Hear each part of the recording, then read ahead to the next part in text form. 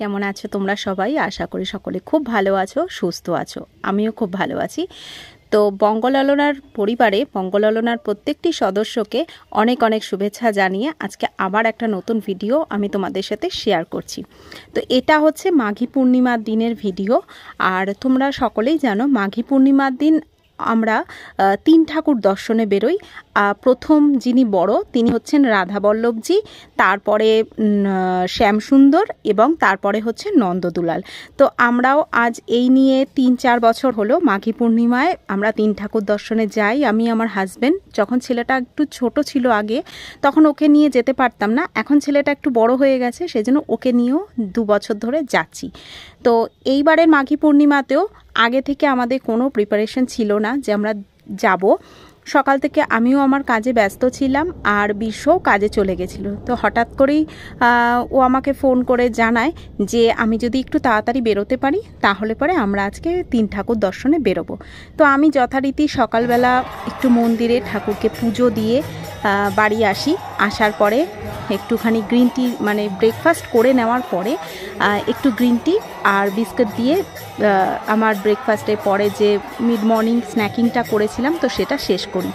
আর তোমাদের কাদের কাদের এরকম বেকারি বিস্কুটগুলো খুব ভালো লাগে সেটা আমাকে কমেন্টে জানাতে একদম ভুলো না। আমি ভীষণ ভালোবাসি বেকারি বিস্কুট খেতে। তো যাই হোক, এগুলো খাওয়া দাওয়ার পরে সেদিন নিরামিষই আমি রান্না করেছিলাম, মুগের ডাল আর একটু আলু পোস্ত করেছিলাম। তো রান্না ফান্না হয়ে যাওয়ার পরে আবার বাড়িতেও ঠাকুরকে আমি পুজো দিয়েছি দুপুরবেলা। তো তারপরে দেখি বিশ্ব 2টো নাগাদ বাড়িতে চলে আসে। তো আসার পরে আমরা 2:30-3টের মধ্যে খাওয়া দাওয়া করে ঠিক 4টে নাগাদ আমরা বেরিয়ে যাই বাড়ির থেকে। বাইকে করেই গেছিলাম। আগে জানো তো টোটো করে যেতাম, এমনি হেঁটে এখান থেকে যে গঙ্গাটা পেরিয়ে আমাদের রিষড়ার দিকে যেতে হয় রাধাবল্লভজিকে দর্শন করতে। তো ওখান থেকে যে গঙ্গার ঘাটের ওখান থেকে রাধাবল্লভজির মন্দিরের দূরত্বটা অনেকটা, আর টোটো ভাড়াটাও অনেকটা নেয়। জানি না নতুন হলে হয়তো সেদিন যে যেরকম পারে ভাড়া নেয়। তো আমরা অনেককে দেখি যে তারা নৌকো করে মানে লঞ্চে করে বাইক নিয়েই পারাপার হয়। তো আমরা আজ 3 বছর ধরে বাইক নিয়েই আমরা এখন যাই। তো এই বছর আমরা প্রথমে গেছিলাম সাইবনের দিকে নন্দদুলালকে দর্শন করতে প্রথমে, কারণ আমরা প্রতি বছর আগে ওপারে যাই, সবার শেষে সাইবনে আসি। আর সাইবনটা একটু গ্রামের দিকে, তো সেই জন্য রাত্রে যখন আমরা সাইবনে যাই তখন বেশটা অন্ধকার হয়ে যায়, আর সেই জন্য আর ওদিকে রাস্তাটা খুব একটা ভালো না। তো এইবার আমরা প্রথমে নন্দদুলালকে দর্শন করতে যাই সাইবনে। তো ওখানে গিয়ে দেখি বিশাল একটা ভিড়, মন্দিরের ভিতরে তো প্রচণ্ড ভিড়। আর ওখানে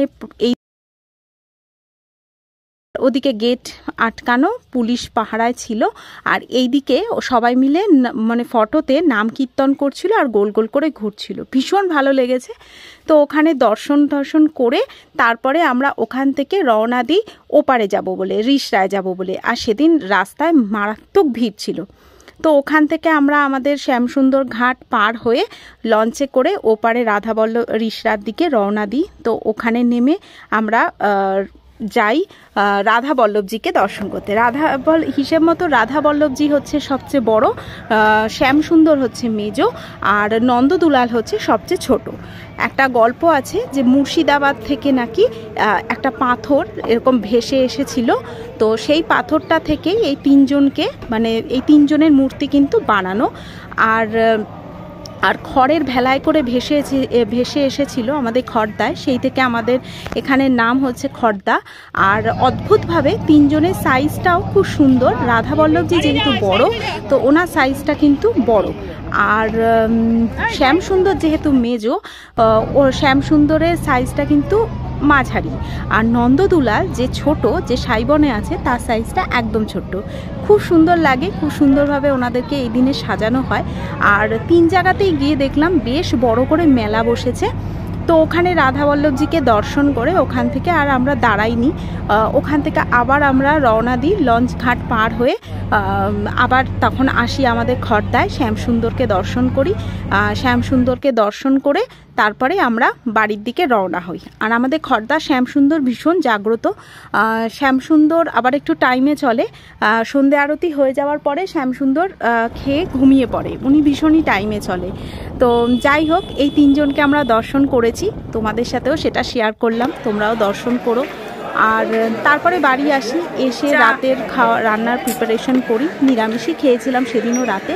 তো বাড়ি এসে আর বাইকে করে যেহেতু গেছি, তো মাথায় সারাক্ষণ হেলমেট পরে থাকতে হয়েছে, আর মাথাটা এত দপদপ করছিল, ব্যথা করছিল। তো বাড়িতে এসে একটা কড়া করে একটা কফি খেয়েছি।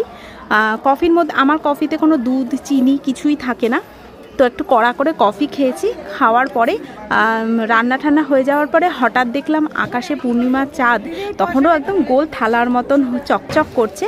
তো সোজা চলে গেলাম মোবাইলটা নিয়ে ছাদে, গিয়ে সেখানের একটা ভিডিও তুললাম, একটু ছবি তুললাম চাঁদের। খুব ভালো লাগছিল, খানিকক্ষণ ছাদে একটু কাটালাম, বসে রইলাম, তারপরে নিচে নেমে চলে এলাম। তো এই ছিল আমাদের মাঘী পূর্ণিমার একটা ছোট্ট ভিডিও। আমরা কিভাবে দেখলাম, দর্শন করলাম, তোমাদের সাথেও সেটা শেয়ার করলাম। আশা করি তোমাদের খুব ভালো লাগবে।